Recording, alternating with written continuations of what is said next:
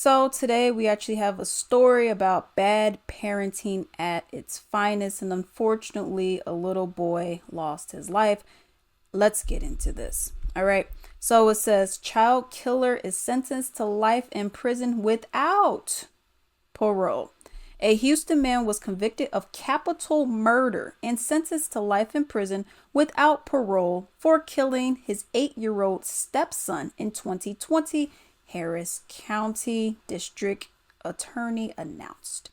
Brian Ward Coulter, 34 years old, was found guilty of capital murder by the judge after a 5-day bench trial.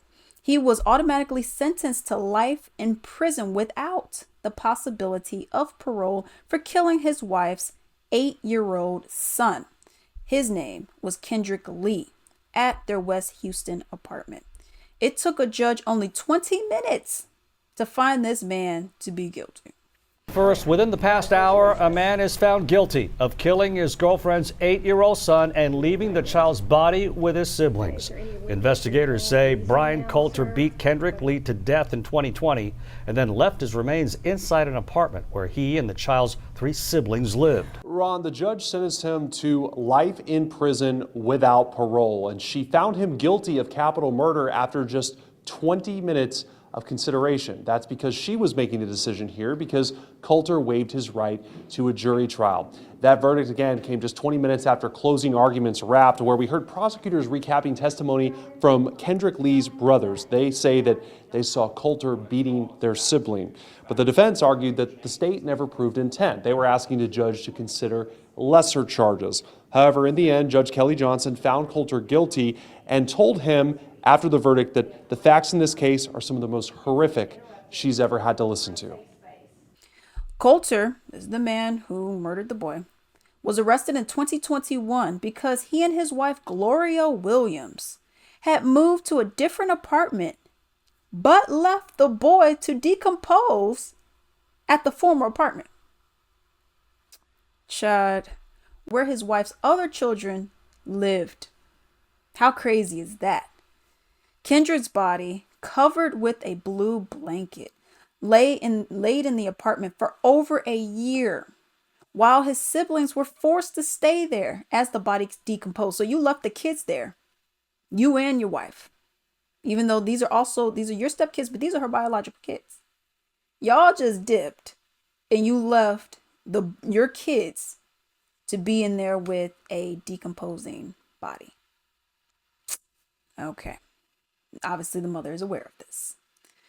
2 siblings testified during the trial that they saw Coulter repeatedly beat little Kendrick when he was alive. The boy died in late 2020 after Coulter beat him severely. Then Coulter covered the body, and he and his wife moved to a different apartment while the boy's siblings were forced to stay behind. He had 3 brothers, ages 15, 10, and 7. All right. And it says a year later, one of the siblings called the police because they were like, okay, this is not normal. This is not right. I don't think we're just supposed to be letting our deceased brother, just stay here like this while the parents just don't care. A year later, one of the siblings called the police about the situation.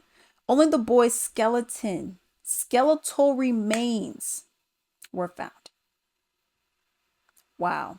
When the police arrived in October 2021 to said apartment. After hearing all of the evidence, including testimonies from 2 of the siblings about what happened, State District Judge Kelly Johnson handed down a guilty verdict. Charges are still pending against the wife. If convicted, she faces a maximum penalty or punishment of life in prison. A search warrant revealed that Williams knew Kendrick had died, and she still refused. Some people may say neglected.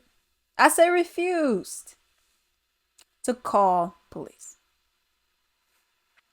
Because she said, I'll be real, y'all, I don't want to go to jail, so I'm just not going to do it. And she did not want she did not want CPS to take her children. Yeah. So Charges are still pending for her. She said, I mean, I didn't kill my son. I didn't cause any harm to him. So I'm just not going to say anything because I don't want to get hurt. I don't want to go to jail. But I also don't want my other kids to be taken away because, I mean, I'm a great mother, right? I'm amazing. Me and my husband, his stepchildren, I mean, we're amazing people. But you allow your husband to murder and beat, abuse your child, your biological child, his stepson. And then you say, well, I don't want to get in trouble because I didn't do that. That was him. That was me. I didn't do that. I don't want to get in trouble for that. And plus, I don't want them taking my kids away. I mean, come on. Bad parenting at its finest. Y'all, I don't even think there's any more to even say to this, but let me know what you all think about such story down below.